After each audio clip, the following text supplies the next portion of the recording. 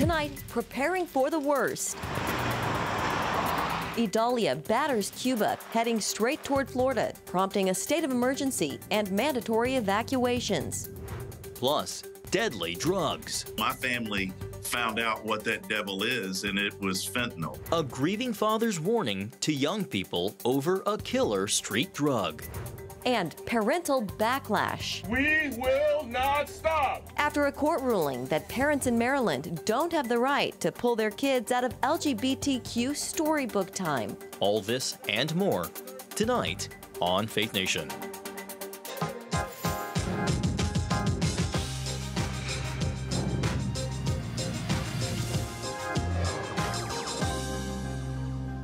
Bracing for landfall. Welcome to Faith Nation. I'm John Jessup. And good evening in Washington. I'm Jenna Browder. A major hurricane is rapidly approaching Florida this evening. Idalia, intensifying throughout the day, now expected to make landfall tomorrow morning as a Category 3 storm. With life-threatening storm surge and predicted winds of more than 110 miles per hour, residents in and around Tampa Bay are finalizing preparations as the state braces for impact. CBN national security correspondent Caitlin Burke joins us now with the latest. Caitlin, what are we hearing from Florida officials? John, Jenna, Governor Ron DeSantis says the state is as prepared as it can be ahead of Hurricane Idalia. Linemen are staged, fuel is ready to be deployed, and emergency responders are on standby. A state of emergency is now in effect for 46 counties, with the brunt of the storm expected tomorrow morning. This is going to be a major hurricane, likely a Category 3, and where it's scheduled to hit along this big bend. And we've not really had a hurricane strike this area for a long, long time. I think you got to go back to the 1800s before you would see a path like this. The Big Bend area is the northwest region where the Panhandle meets the Florida Peninsula. Still, officials are urging all residents along the western coast to remain vigilant, as the storm could shift at any time. We saw with the end, over 150 people lost their life. We don't want anybody to lose their life. Being safe is the appropriate thing, and erring on the side of caution is the appropriate thing. Emergency officials and residents alike spent Tuesday preparing for the storm. Putting away all my patio furniture, bringing in anything out there that's loose and can fly away, getting the sandbags. The U.S. Coast Guard base in Clearwater is preparing to both weather the storm and provide emergency response, with 60 Jayhawk helicopters on standby. DeSantis says 8 FEMA urban search and rescue teams have also been activated. Once the storm passes, we're going to immediately go to commence any type of rescue operations, and of course the power restoration will be a big priority. The initial storm surge is currently the biggest concern, projected to be up to 12 feet in some low-lying areas. So far, officials say up to 300,000 residents are following warnings to evacuate. Homes and businesses boarded up. State school districts, colleges, and universities all closing ahead of the storm. They told us that our dorm building especially is prone to flooding, so we had to pick up everything off the floor and put it in higher places. Along with aid organized by the state, Operation Blessing is also mobilizing just outside of Florida. Once the storm passes, they'll move in with food, water, and other emergency supplies. John, Jenna? All right, Caitlin, thank you. And you can find out more about Operation Blessing's relief work and how you can help by visiting op.org. Well, some Maryland parents are challenging a ruling by a judge claiming that a school district stripped them of the right to opt their children out of storybooks they say run contrary to their faith. Yeah, it's happening not far from here in Washington, in Montgomery County, Maryland, where books about sexuality are being taught as early as kindergarten. CBN News Washington correspondent Hillary Powell spoke with the parents' legal representation. Hillary? Jenna, John, parents say they feel as though the school district took away their ability to raise their children in a way that is consistent with their faith. They say they're asking a federal appeals court to restore parental preference. We will not stop. Standing united, parents of different faiths express one voice. This diverse group of believers can restore parental notice and opt-outs from the books to ensure that parents have the final say in their children's education. holding signs that say, "Let parents parent." At a recent rally in Greenbelt, Maryland, parents wearing both hijabs and crosses say the Montgomery County Board of Education is unfairly removing parental notice and opt-outs for certain storybooks. At issue are books the school district introduced under a new inclusive curriculum for its pre-K to 5th grade students last fall. Parents say the books cover topics on gender transitioning and pronoun preferences for kids as young as pre-kindergarten. Though the parents say the books are inappropriate, last week a U.S. District Court dismissed their request to let their kids opt out of classes where the books are read and discussed. We feel that we have the right to instruct our kids specifically on issues of family life and sexuality. And we found that we've had to, systematically and consistently prove to people that religion is real. The parents are appealing the preliminary ruling. In the decision, the district writes the plaintiffs don't prove that the storybooks are impermissible indoctrination. Instead of letting children leave during the book readings, parents say this school year they're forced to stay. Parents are still echoing their resolve to not quit. When schools are going and teaching matters that go to the core of a child's own self-understanding, who that child is when he or she looks in the mirror, that goes to the core of the parent-child relationship, and parents are the first teachers. Now, a preliminary decision on the parents' motion for an injunction pending appeal is anticipated early this fall. In a March 2023 statement, MCPS officials state they're committed to safe spaces for students. They say under state law, students and families may not choose to opt out of engaging with any instructional materials other than certain health education instruction. All right, Hillary, thank you. Sarah Parshall-Perry is a legal fellow for the Edwin Mee Center at the Heritage Foundation, and she joins us now. Sarah, welcome. So your thoughts on this judge's ruling, and do you think this case could go all the way to the Supreme Court? Well, I will tell you that it is part of a trend on a larger scale. First of all, in Montgomery County Public Schools, which has also just recently struck down the opportunity for parents who were challenging a preferred pronoun and gender transition policy that hid from parents the gender identity expressions of their minor children. So this is the second in as many days that we've seen terrible decisions from a federal court on this case. I think inevitably we are going to see the nexus end up at the Supreme Court, where public education and parental rights come together, specifically so within the notion of sexual orientation and gender identity, because we've seen so many conflicts of this type. I can tell you that this decision uniquely was highly politicized. There were some strained efforts at legal interpretation. It is, in the end, only a parent's right that is fundamental, not an educator's right to teach essentially certain diverse topics, because children are within the care and custody of their parents. That is the primary claim here. But the judge, who's a Biden appointee, stretched essentially to make sure that they could reach the outcome they wanted. So the school district has an opt-out policy. It says that students and parents or families can choose to opt out of engaging with any instructional materials other than certain health education instruction.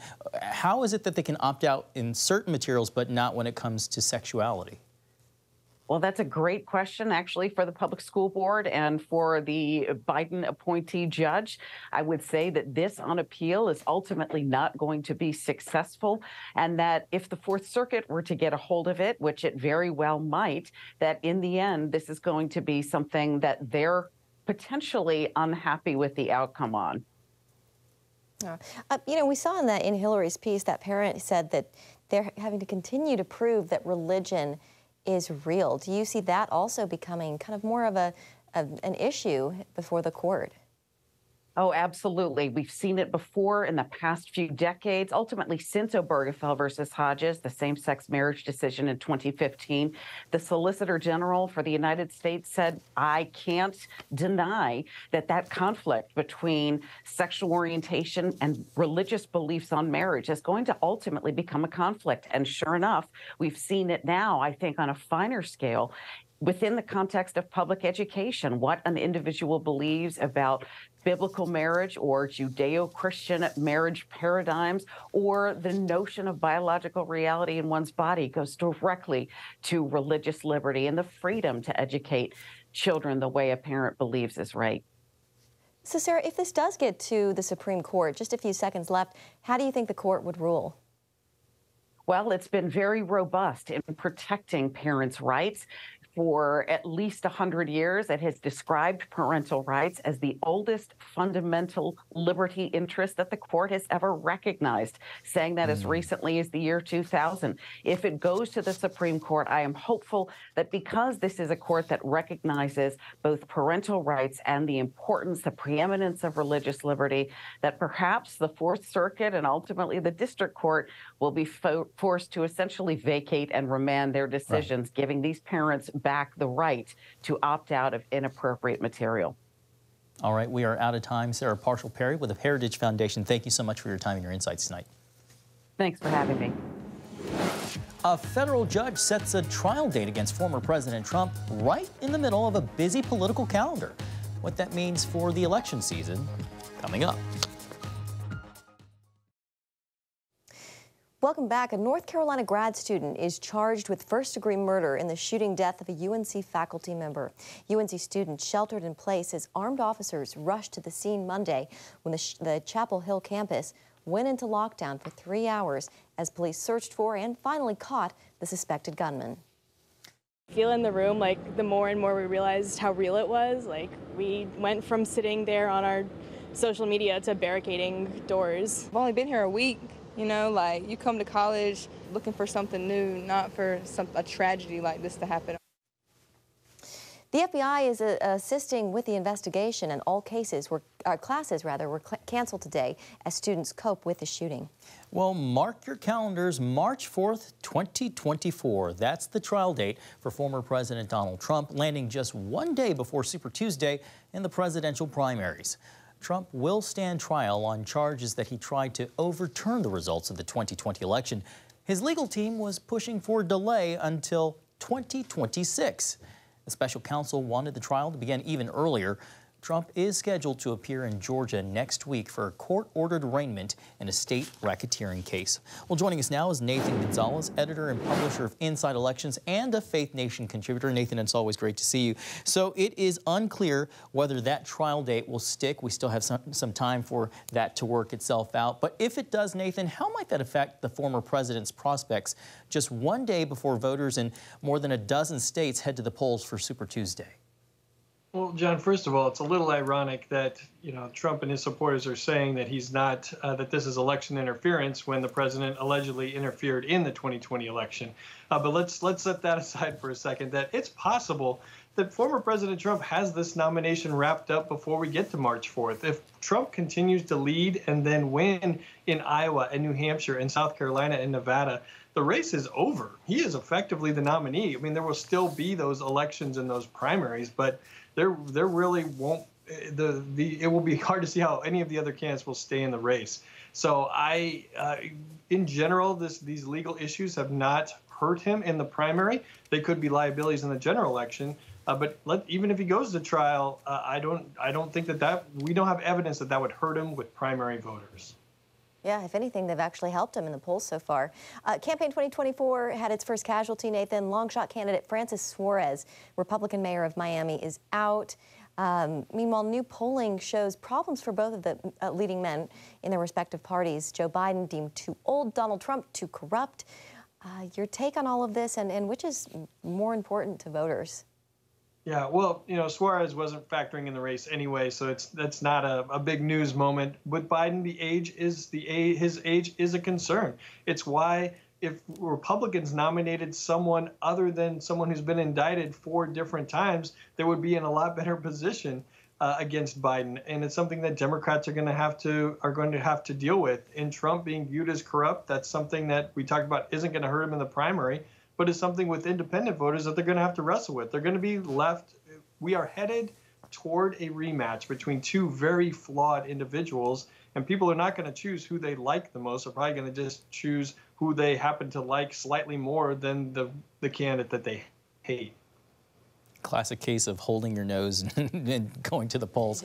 Nathan, we also learned some really sad news today. Majority Leader, Majority Leader Steve Scalise was diagnosed with blood cancer. Of course, he survived a near-fatal gunshot wound years ago. Fortunately, the cancer is deemed treatable. But with all of the political rancor, Nathan, moments like this really serve as a reminder of what's really important in life. Right. It's refreshing in all the partisanship and all the ways that we talk about the rancor in politics, that there's still some there are still some things that we can rally behind. There's still some things that cross that partisan divide, and that's when someone has a serious health issue that we all pray and support that person and hope they make it through. And then you can get back to the regular partisan fighting after someone is fully healthy and ready to get back into the tumble of the political world. Yeah, we of course wish Steve Scalise very well. Nathan Gonzalez, good to have you with us this evening. Thank you so much. Thanks, Nathan. Thanks, John and Jenna.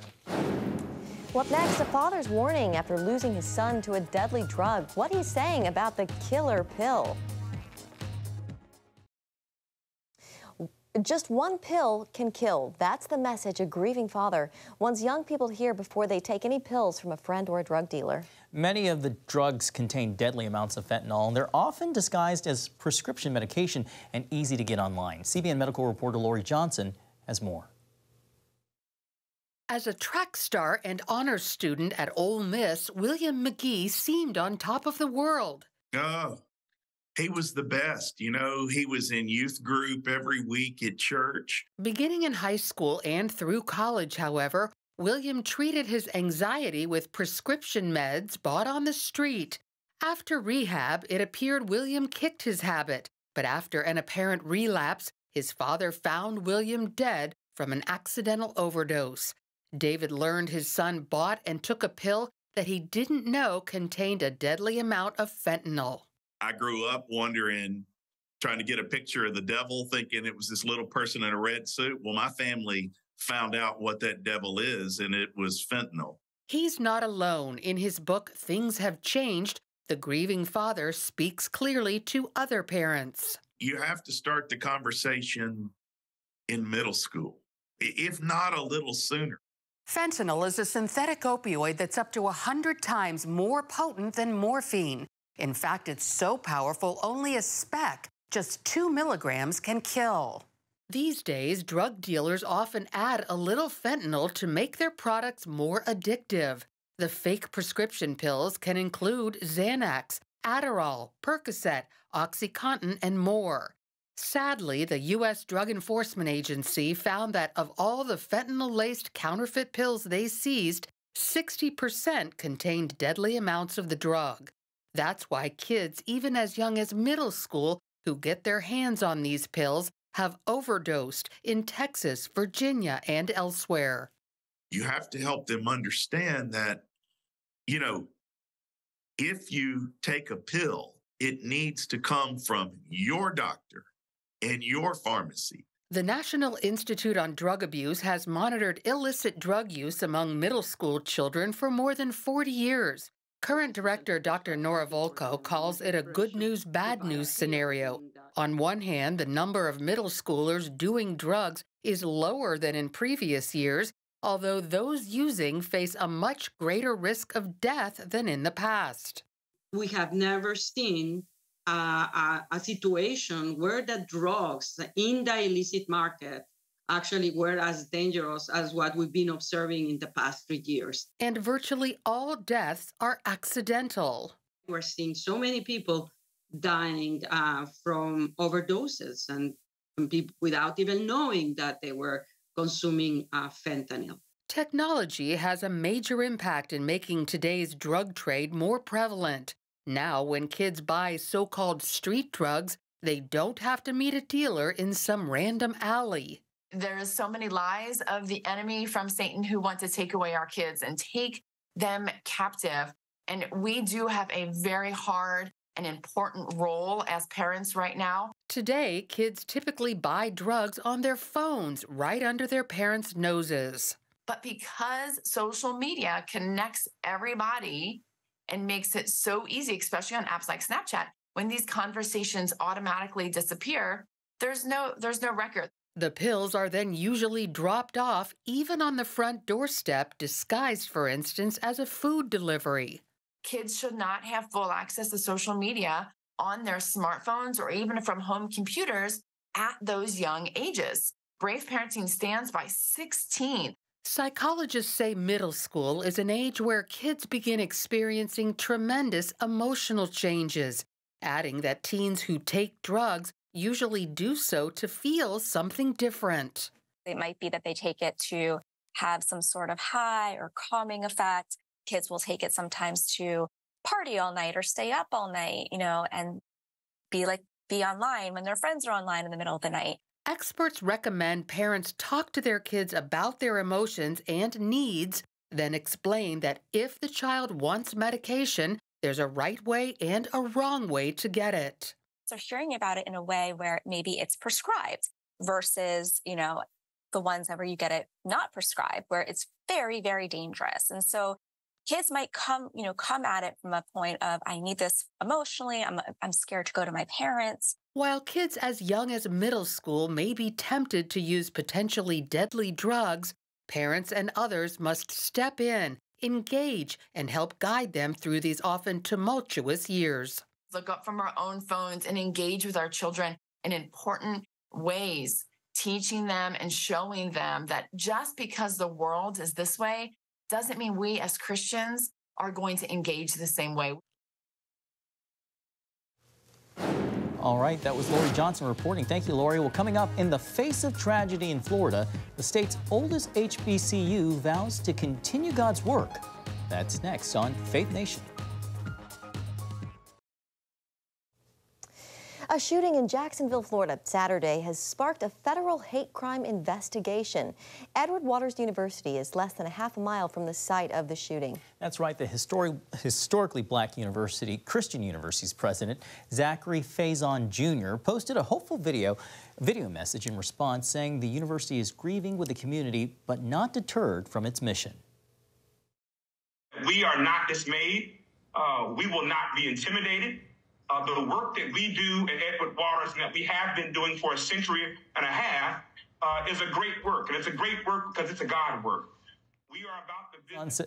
Faison said the university will continue its work of educating young people, uplifting the community, and making the changes they want to see in the world. And that is a good mission, and I'd say they're well achieving it. Yeah, and that's the message, that community needs to hear. Absolutely. Thanks for watching. Have a great night.